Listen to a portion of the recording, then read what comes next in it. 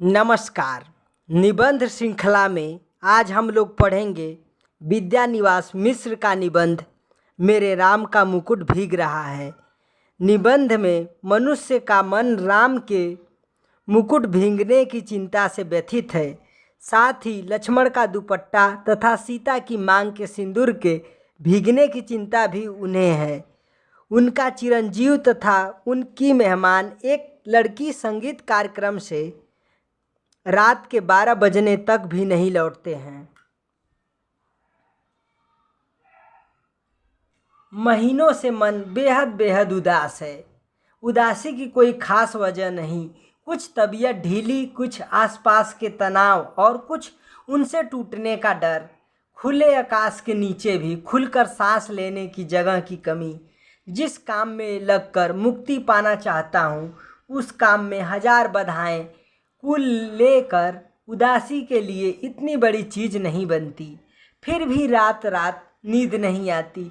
दिन ऐसे बीतते हैं जैसे भूतों के सपनों की एक रील पर दूसरी रील चढ़ा दी गई हो और भूतों की आकृतियाँ और डरावनी हो गई हों। इसलिए कभी कभी तो बड़ी से बड़ी परेशानी करने वाली बात हो जाती है और कुछ भी परेशानी नहीं होती। उल्टे ऐसा लगता है जो कुछ हुआ एक सहज क्रम में हुआ, न होना ही कुछ अटपटा होता। और कभी कभी बहुत मामूली सी बात भी भयंकर चिंता का कारण बन जाती है।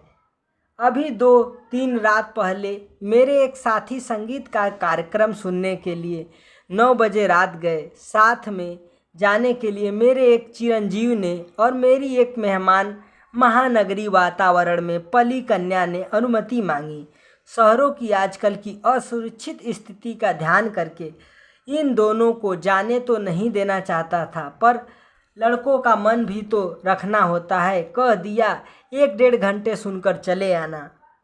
रात के 12 बजे लोग नहीं लौटे। गृहिणी बहुत उद्विग्न हुई, झल्लाई। साथ में गए मित्र पर नाराज होने के लिए संकल्प बोलने लगी। इतने में जोर का बारिश आ गई।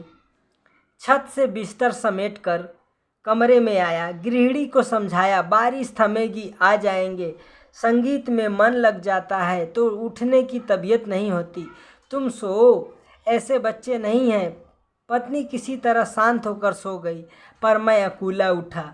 बारिश निकल गई, ये लोग नहीं आए। बरामदे में कुर्सी लगाकर राह जोहने लगा। दूर कोई भी आहट होती तो उदग्र होकर फाटक की ओर देखने लगता। रह रहकर बिजली चमक जाती थी और सड़क दीप जाती थी, पर सामने की सड़क पर कोई रिक्शा नहीं, कोई चिरई का पूत नहीं। एकाएक कई दिनों से मन में उमड़ती घुमड़ती पंक्तियाँ गूंज गई।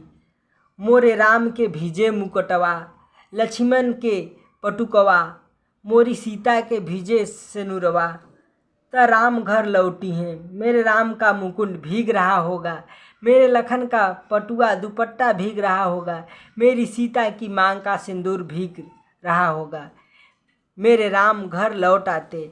बचपन में दादी नानी जाते पर वह गीत गाती। मेरे घर से बाहर जाने पर, विदेश में रहने पर वे यही गीत बिहल होकर गाती और लौटने पर कहती, मेरे लाल को कैसा वनवास मिला था। जब मुझे दादी नानी की इस आकुलता पर हंसी भी आती। गीत का स्वर बड़ा मीठा लगता। हाँ, तब उसका दर्द नहीं छूता, पर इस प्रतीक्षा में एकाएक उसका दर्द उस ढलती रात में उभर आया और सोचने लगा, आने वाली पीढ़ी पिछली पीढ़ी की ममता की पीड़ा नहीं समझ पाती और पिछली पीढ़ी अपनी संतान के संभावित संकट की कल्पना मात्र से उद्विग्न हो जाती है। मन में यह प्रतीति ही नहीं होती कि अब संतान समर्थ है, बड़ा से बड़ा संकट झेल लेगी। बार बार मन को समझाने की कोशिश करता। लड़की दिल्ली विश्वविद्यालय के एक कॉलेज में पढ़ाती है। लड़का संकट बोध की कविता लिखता है, पर लड़की का ख्याल आते ही दुश्चिंता होती। गली में जाने कैसे तब तो रहते हैं, लौटते समय कहीं कुछ हो न गया हो और अपने भीतर अनायास अपराधी भाव होने का भाव जाग जाता। मुझे रोकना चाहिए था या कोई व्यवस्था करनी चाहिए थी। पराई लड़की, और लड़की तो हर एक पराई होती है। धोबी की मुटरी की तरह घाट पर खुले आकाश में कितने दिन फहरेगी। अंत में उसे गृहिणी बनने जाना ही है। घर आई कहीं कुछ हो न जाए। मन फिर घूम गया कौशल्या की ओर, लाखों करोड़ों कौशल्याओं की ओर, और लाखों करोड़ों कौशल्याओं के द्वारा मुखरित एक अनाम अरूप कौशल्या की ओर। इन सबके राम वन में निर्वासित हैं, पर क्या बात है कि मुकुट अभी भी उनके माथे पर बंधा है और उसी के भीगने की इतनी चिंता है। क्या बात है कि आज भी काशी की रामलीला आरंभ होने के पूर्व एक निश्चित मुहूर्त में मुकुट की ही पूजा सबसे पहले की जाती है। क्या बात है कि तुलसीदास ने कानन को सत अवध समाना कहा और चित्रकूट में ही पहुँचने पर उन्हें कली की कुटिल कुचाल दिख पड़ी। क्या बात है कि आज भी बनवासी धनुर्धर राम ही लोकमानस के राजा राम बने हुए हैं। कहीं न कहीं इन सबके बीच एक संगति होनी चाहिए। अभिषेक की बात चली, मन में अभिषेक हो गया और मन में राम के साथ राम की मुकुट प्रतिष्ठित हो गया। मन में प्रतिष्ठित हुआ, इसलिए राम ने राजकी भेष में उतारा, राजकी रथ से उतरे, राजकी भोग का परिहार किया। पर मुकुट तो लोगों के मन में था, कौशल्या के मातृ स्नेह में था। वह कैसे उतरता? वह मस्तक पर विराजमान रहा और राम भीगे तो भीगे, मुकुट न भीगने पाए, इसकी चिंता बनी रही। राजा राम के साथ उनके अंगरक्षक लक्ष्मण का कमरबंद दुपट्टा भी प्रहरी की जागरूकता का उपलक्षण न भीगने पाए और अखंड सौभाग्यवती सीता की मांग का सिंदूर न भीगने पाए। सीता भले ही भीग जाए, राम तो वन से लौट आए, सीता को लक्ष्मण फिर निर्वासित कर आए, पर लोकमानस में राम की वन यात्रा अभी नहीं रुकी। मुकुट दुपट्टे और सिंदूर के भीगने की आशंका अभी भी साल रही है। कितनी अयोध्याएं बसी उजड़ी, पर निर्वासित राम की असली राजधानी जंगल का रास्ता अपने कांटों कूसों कंकड़ों पत्थरों की वैसी ही ताज़ा चुभन लिए हुए बरकरार है, क्योंकि जिनका आसरा साधारण गवार आदमी भी लगा सकता है, वे राम तो सदा निर्वासित ही रहेंगे और उनके राजपाट को संभालने वाले भरत अयोध्या के समीप रहते हुए भी उनसे भी अधिक निर्वासित रहेंगे। निर्वासित ही नहीं, बल्कि एक काल कोठरी में बंद जिलावतनी की तरह दिन बिताएंगे। सोचते सोचते लगा कि इस देश की ही नहीं, पूरे विश्व की एक कौशल्या है जो हर बारिश में विसुर रही है। मोरे राम के भीजे मुकुटवा, मेरे राम का मुकुट भीज रहा होगा। मेरी संतान ऐश्वर्य की अधिकारिणी संतान वन में घूम रही है, उसका मुकुट उसका ऐश्वर्य भीग रहा है। मेरे राम कब घर लौटेंगे? मेरे राम के सेवक का दुपट्टा भीग रहा है, पहरुए का कमरबंद भीग रहा है, उसका जागरण भीग रहा है। मेरे राम की सहचारिणी सीता का सिंदूर भीग रहा है, उसका अखंड सौभाग्य भीग रहा है। मैं कैसे धीरज करूं? मनुष्य की सनातन नियति से एकदम आतंकित हो उठा। ऐश्वर्य और निर्वासित दोनों साथ साथ चलते हैं। जिसे ऐश्वर्य सौंपा जाने को है, उसको निर्वासन पहले से बंधा है। जिन लोगों के बीच रहता हूँ, वे सभी मंगल नाना के नाती हैं। वे मूद मंगल में ही रहना चाहते हैं। मेरे जैसे आदमी को वे निराशावादी समझकर बिरादरी से बाहर ही रखते हैं। डर लगता रहता है कि कहीं उड़कर उन्हें भी दुख न लग जाए। पर मैं अशेष मंगल आकांक्षाओं के पीछे से झांकती हुई दुर्निवार शंकाकुल आँखों से झांकता हूँ तो मंगल का सारा उत्साह फीका पड़ जाता है और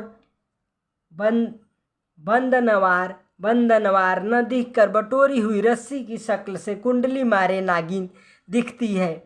मंगल घट औधाई हुई अधफुटी गगरी दिखता है। उत्सव की रोशनी का तामझाम धुओं की गाठों का अंबार दिखता है और मंगल बाध्य घेरा उखाड़ने वाले अंतिम कारबरदार की उसास में बजकर एक बारगी बंद हो जाता है। लागती अवध भयावह भारी, मानहु काल राति अधियारी। घोर जंतु समपूर नर नारी, डर पही एक निहारी। घर मसान परिजन जन विभूता, सुत हित मित मनहु जमदूता। वा गन्ह बिटप बेली कुम्हिलाई। सरित सरोवर देख ही न जाही। कैसे मंगलमय प्रभात की कल्पना थी और कैसी अंधेरी काल रात्रि आ गई है। एक दूसरे को देखने से डर लगता है। घर मसाम हो गया है। अपने ही लोग भूत प्रेत बन गए हैं। पेड़ सूख गए हैं, लताएं कुम्हला गई हैं। नदियों और सरोवरों को देखना भी दुस्सह हो गया है, केवल इसलिए कि जिसका ऐश्वर्य से अभिषेक हो रहा था वह निर्वासित हो गया। उत्कर्ष की ओर उन्मुख समष्टि का चैतन्य अपने ही घर से बाहर कर दिया गया। उत्कृष्ट की मनुष्य की ऊर्ध्वोन्मुख चेतना की यही कीमत सनातन काल से अदा की जाती रही है। इसलिए जब कीमत अदा कर दी ही गई तो उत्कर्ष कम से कम सुरक्षित रहे, यह चिंता स्वाभाविक हो जाती है। राम भीगे तो भीगे, राम के उत्कर्ष की कल्पना न भीगे।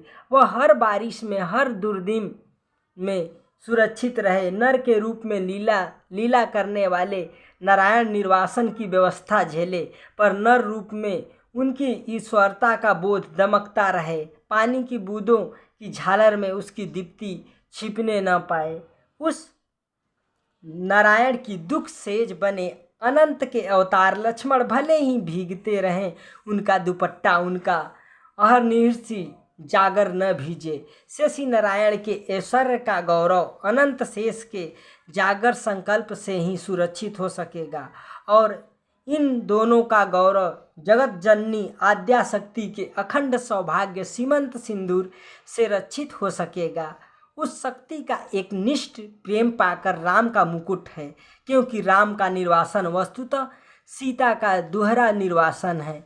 राम तो लौटकर राजा होते हैं, पर रानी होते ही सीता राजा राम द्वारा वन में निर्वासित कर दी जाती हैं। राम के साथ लक्ष्मण हैं, सीता हैं। सीता अन्य पशुओं से घिरी हुई विजन में सोचती हैं, प्रसव की पीड़ा हो रही है, कौन इस वेला में सहारा देगा, कौन प्रसव के समय प्रकाश दिखलाएगा, कौन मुझे संभालेगा, कौन जन्म के गीत गाएगा, कौन गीत नहीं गाता।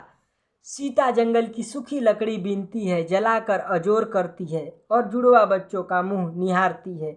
दूध की तरह अपमान की ज्वाला में चित्त कूद पड़ने के लिए उफनता है, और बच्चों की प्यारी और मासूम सूरत देखते ही उस पर पानी के छींटे पड़ जाते हैं। उफान दब जाता है, पर उस निर्वासन में भी सीता का सौभाग्य अखंडित है। वह राम के मुकुट को तब भी प्रमाणित करता है। मुकुटधारी राम को निर्वासन से भी बड़ी व्यथा देता है, और एक बार और अयोध्या जंगल बन जाती है।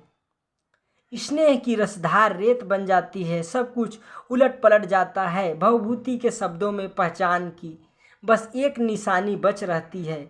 दूर ऊंचे खंडे तटस्थ पहाड़ राम मुकुट में जड़े हीरो की चमक के सैकड़ों शिखर एकदम कठोर, तीखे और निर्मम। पूरा तत्र स्रोतम पुलिन मधुना तत्र सरिताम विपर्यासम या तो घन विरल भाव छिरिरुहामु बहो कलाद दृष्टम यपरम्यु मन्ये वनमिदम निवेश शैलानाम तदितमिति बुद्धिम दृढ़यति। राम का मुकुट इतना भारी हो सकता है कि राम उस बोझ से कराह उठते हैं, और इस वेदना के चित्कार में सीता के माथे का सिंदूर और दमक उठता है। सीता का वर्चस्व और प्रखर हो उठता है। कुर्सी पर पड़े पड़े यह सब सोचते सोचते 4 बजने को आए। इतने में दरवाजे पर हल्की सी दस्तक पड़ी। चिरंजीवी निचली मंजिल से उतर नहीं चढ़े। सहमी हुई किसड़ा मेरी मेहमान लड़की बोली, दरवाज़ा खोलिए। आंखों में इतनी कातरता कि कुछ कहते नहीं बना। सिर्फ इतना कहा कि तुम लोगों को इसका क्या अंदाज़ा होगा कि हम कितने परेशान रहे हैं। भोजन दूध धरा रह गया, किसी ने भी छुआ नहीं। मुंह ढाँप कर सोने का बहाना शुरू हुआ। मैं भी स्वस्ति की सांस लेकर बिस्तर पर पड़ा, पर अर्धचेतन अवस्था में फिर जहाँ खोया हुआ था वहीं लौट गया। अपने लड़के घर लौट आए, बारिश से नहीं संगीत से भीग कर। मेरी दादी नानी के गीतों के राम लखन और सीता अभी भी वन वन भीग रहे हैं। तेज बारिश में पेड़ की छाया और दुखद हो जाती है। पेड़ की हर पत्ती से टप टप बूंदें पड़ने लगती हैं। तने पर टिके तो उसकी हर नस नस से अप्लावित होकर बारिश पीठ गलाने लगती है। जाने कब से मेरे राम भीग रहे हैं और बादल है कि मूसलाधार ढरकाए चले जा रहे हैं। इतने में मन में एक चोर धीरे से फुसफुसाया है, राम तुम्हारे कब से हुए? तुम जिसकी बुनाहट पहचान में नहीं आती, जिसके व्यक्तित्व के ताने बाने तार तार होकर अलग हो गए हैं। तुम्हारे कहे जाने वाले कोई भी हो सकते हैं कि वह तुम कह रहे हो मेरे राम, और चोर की बात सच लगती है। मन कितना बटा हुआ है। मन चाहिए और अनचाही दोनों तरफ की हजार चीज़ों में दूसरे कुछ पतियाए भी, पर अपने ही भीतर प्रतीति नहीं होती कि मैं किसी का हूँ या कोई मेरा है। पर दूसरी ओर यह भी सोचता हूँ कि क्या बार बार विचित्र से अनमनेपन में अकारण चिंता किसी के लिए होती है? वह चिंता क्या पराये के लिए होती है? वह क्या कुछ भी अपना नहीं है? फिर इस अपने मनेपन में ही क्या राम अपनाने के लिए हाथ नहीं बढ़ाते आए हैं? क्या न कुछ होना और कुछ बनाना ही अपनाने की उनकी बढ़ी हुई शर्त नहीं है? तार टूट जाता है, मेरे राम का मुकुट भीग रहा है। यह भीतर से कहाँ पाऊँ? अपनी उदासी से ऐसा चिपका, अपने संकरे से दर्द से ऐसा रिश्ता राम को अपना कहने के लिए, केवल उनके लिए भरा हुआ हृदय कहाँ पाऊँ? मैं शब्दों के घने जंगलों में घिरा गया हूँ। जानता हूँ इन्हीं जंगलों के आसपास किसी टेकरी पर राम की पड़कुटी है, पर इन उलझाने वाले शब्दों के अलावा मेरे पास कोई राह नहीं। शायद सामने उपस्थित अपने ही मनोराज्य के युवराज, अपने बचे खुचे स्नेह के पात्र, अपने भविष्य के संकट की चिंता में राम के निर्वासन को जो ध्यान आ जाता है, उनसे भी अधिक एक बिजली की जगमगाते शहर में एक पढ़ी लिखी चंद दिनों की मेहमान लड़की के एक रात कुछ देर से लौटने पर अकारण चिंता हो जाती है। उसमें सीता का ख्याल आ जाता है। वह राम के मुकुट या सीता के सिंदूर के भीगने की आशंका से जोड़े न जोड़े, आज की दरिद्र अर्थहीन उदासी को कुछ ऐसा अर्थ नहीं दे देता जिससे जिंदगी ऊब से कुछ उबर सके। और इतने में पूरब से हल्की उजास आती है और शहर के इस शोर भरे बियाबान में चक्की के स्वर के साथ चढ़ती उतरती चंतसार गीती हल्की सी सिरन पैदा कर जाती है। मोरे राम के भीजे मुकुटवा और अमचूर की तरह विश्वविद्यालयी जीवन की निरस्ता में सूखा मन कुछ जरूर ऊपरी सतह पर ही सही भीगता नहीं तो कुछ नम तो हो ही जाता है। और महीनों की उमड़ी घुमड़ी उदासी बरसते बरसते को आ जाती है। बरस न पाए यह अलग बात है, कुछ भीतर भाप हो तब न बरसे। पर बरसने की यह भाव जिस ओर से आ रही है उधर राह होनी चाहिए। इतनी असंख्य कौशल्याओं के कंठ में बसी हुई जो एक अरूप ध्वनिमयी कौशल्या है, अपनी सृष्टि के संकट में उसके सतत उत्कर्ष के लिए आकुल उस कौशल्या की ओर, उस मानवीय संवेदना की ओर ही कहीं रहा है। घास के नीचे दबी हुई, पर उस घास की महिमा अपरंपार है। उसे तो आज वन्य पशुओं का राजकीय संरक्षित क्षेत्र बनाया जा रहा है। नीचे ढकी हुई राह तो सैलानियों के घूमने के लिए, वन्य पक्षियों के प्रदर्शन के लिए, फोटो खिंचवाने वालों की चमकती छवि यात्राओं के लिए बहुत ही रमणीय स्थली बनाई जा रही है। उस राह पर तुलसी और उसके मानस के नाम पर बड़े बड़े तमाशे होंगे, फुलझड़ियाँ दगेगी, सैर सपाटे होंगे, पर वह राह ढकी ही रह जाएगी। केवल चक्की का स्वर, श्रम का स्वर ढलती रात में, भीगती रात में, अनसोए वात्सल्य का स्वर राह तलाशता रहेगा। किस ओर राम मुड़े होंगे बारिश से बचने के लिए? किस ओर बता दो सखी। इसी के साथ निबंध का अंत होता है। धन्यवाद।